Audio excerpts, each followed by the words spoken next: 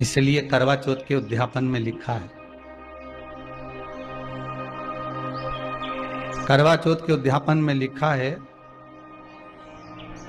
आप लोग करते होगे ना करवा चौथ का व्रत, उसका जब उद्यापन होता है तो एक थाली में 13 जगह पर 4-4 पूड़ी रखी जाती है। आप लोगों को तो मालूम होगा, आप लोगों ने करा होगा करवा चौथ का उद्यापन। एक थाली में 13 जगह पर पूड़ी और सीरा, सीरा मतलब हलवा रखा जाता है। और रखने के बाद में उसके ऊपर एक पत्तल रखकर उस पर सुहाग का वस्त्र, साड़ी, 5 वस्त्र, सुहाग सामग्री सब उस पर रखी जाती है। और रखने के बाद में हाथ में कंकु, चावल, हल्दी लेकर, संकल्प लेकर उस थाली पर से घुमाया जाता है। कामना करी जाती है, हे चौथ माता, हे करवा चौथ, हे चतुर्थी, मेरे जीवन में मैंने आपका व्रत करा, मेरे इस व्रत को स्वीकार करना, मेरा सौभाग्य का, मेरा मांग का सिंदूर, मेरी भाल की बिंदी, मेरे हाथ का चूड़ा, मेरी पाँव की बिछोड़ी, इसको अमर करना मां। और जो ये वस्त्र मैं दे रही हूं, इस वस्त्र को मैं जो प्रदान कर रही हूं चौथ माता, इसको स्वीकार कर कर मेरी भी चुनड़ी को लाल बनाए रखना। तब उस साड़ी को, उस वस्तु को, उस सामग्री को उठाकर घर की वृद्ध सास को, जो घर में सासू होती है, उसको दिया जाता। सास नहीं हो तो किसी सौभाग्यवती नारी को दिया जाता। उसके बाद में आप फिर ब्राह्मणों का भोजन कराओ, बड़े प्रेम से बुलाओ और ब्राह्मण ब्राह्मणी का भोजन कराओ। अब आज के जमाने में जो करवा चौथ का उद्यापन होता है, उसमें जब समाज की माताएं उद्यापन करती है तो केवल स्त्री स्त्री को भोजन करा देती है, पुरुष को नहीं कराती। पर करवा चौथ के उद्यापन में लिखा है कि ब्राह्मण का भोजन होना चाहिए, उसके साथ सौभाग्यवती नारी आए, उसकी पत्नी। पर अपन ने तो सोचा कि चौथ माता का उद्यापन है तो केवल स्त्री स्त्री को खिला दे, उद्यापन का पूर्ण फल मिल जाएगा। नहीं, उसका सुख नहीं, उसका आनंद नहीं,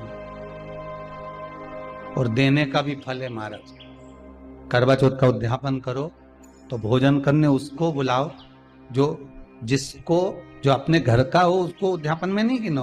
अपने घर के लोगों तो वैसे ही भोजन करेंगे, घर का व्यक्ति तो वैसे ही भोजन करेगा ना, पर अपन ने उन्हीं को गिना। ने हमारी बड़ी जीजी के गिन लो, ने छोटी जीजी के गिन लो, ने भांजी के गिन लो, ने उसके गिन लो, ने उसके गिन लो, ने 13-14 ऐसे इकट्ठा कर लिया, ने साहब ये अपने इकट्ठे हो गए, ये तो अपने हो गए। ये तो तुम उद्यापन करोगे तो घर में इनको तो जिमाना ही पड़ेगा, क्योंकि तुम्हारे रिश्तेदार हैं। दूसरे को जिमा कर जब हम दान देते हैं, दान उसको लगता है जो दूसरे को दिया गया। कई लोग कहते हैं हमने बहन बेटी के दे दिया, तो बहन बेटी की दान लेती है? किस पुराण में लिखा है कि बहन बेटी दान लेती है? हमको वो भी बताना कि बहन बेटी दान लेती है, क्योंकि बेटी तो कन्यादान में जाती है। बेटी का कन्यादान होता है, वस्तु का दान नहीं। बेटी खुद दान में दी जा रही है, कन्यादान में। बेटी कभी दान नहीं लेती महाराज, बहन बेटियां कभी दान नहीं लेंगी। और बहन बेटियों को कह भी देना चाहिए, अगर भाभी बोले कि हमने जीजी को दान है, दान मान नहीं ले रहे हैं, देना हो तो ठाठ से हमारा हक दे रही हो। हम साल भर में आते हैं तो राखी पे साड़ी दे रही हो, ये हमारा हक है, क्योंकि हमारे मकान में रह रही हो, हक दे रही हो, दान नहीं। दान देना है तो पंडित जी के दो, दान देना है तो ब्राह्मण को दो, गौ माता को दो। हम दान नहीं ले रहे, हम अपना हक मांग रहे हैं। ऐसे नहीं दोगी तो काले कोट वाले भैया से लिवाएंगे, हमारा कहीं जाए। वस्त्र दिया, सिंगल नहीं, एक नहीं, 2 प्रदान करो, 5 दो। भाग दिया। करवा चौथ का जब उद्यापन करो तो आप चौथ माता से विनय कर निवेदन कर। कई माताएं बड़ी चतुर होती है, तीर्थ करने जाती है तो साथ में कपड़े ले जाती है दान करने के, तो कुर्ता तो दे देती है एक पंडित जी को, धोती दे देती है दूसरे। समझना जरा, ये भी बहुत ध्यान देने वाली बात है, ये कोई साधारण नहीं है। बहुत बहुत चतुर चतुर माताएं होती हैं, टोपी दे देगी एक को, साल दे देगी एक को। अब उसके मन में आया कि मैंने देखो कितना जोरदार पुण्य कमाया, मैंने सबके दिया। बोलो रे पंडित जी ने दिया कि नहीं दिया? अब पंडित जी बोलते हो हमें तो धोती मिली है, ये तो कुर्ता मिला, इसके तो ये सामान मिला, इसको ये मिला, तो ये, पर ये शास्त्र विमुख है। वस्त्र देना है तो पूर्ण दो। कैसा वस्त्र दो? पूर्ण। सुहागन स्त्री को, सौभाग्यवती नारी को अगर वस्त्र देना है तो पूर्ण वस्त्र देना चाहिए। कभी साड़ी दे दी और चोली का कपड़ा नहीं दिया तो वो श्रेष्ठ नहीं। अब कई माताएं तो कहती हैं गुरुजी साड़ी में ही आजकल वो कपड़ा लगाया आता है, भले लगा हुआ आता है पर साड़ी में सिला हुआ होता है, वो बना हुआ होता है, उसको अलग करना पड़ेगा। तो या तो तुम उसको पहले अलग करके लाओ फिर दो। पर कभी भी सौभाग्यवती नारी को एक वस्त्र मत दो, एक वस्त्र कभी नहीं देना है।